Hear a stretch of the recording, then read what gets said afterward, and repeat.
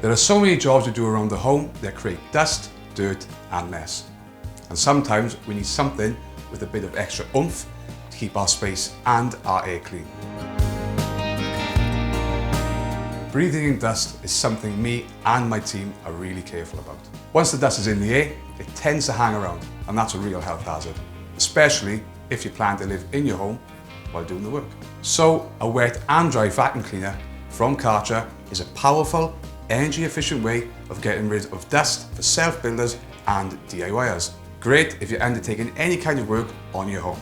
The WD-4 model comes with a 1000-watt motor, generating a whopping 220 air watts. You also get a 20-litre container and a 5-metre power cable, making it the perfect tool for the job. I don't know where I'd be without mine. But what I love about Kärcher's WD-4 are the attachments. This wet and dry vacuum cleaner can suck up dust and even wet waste from the floor.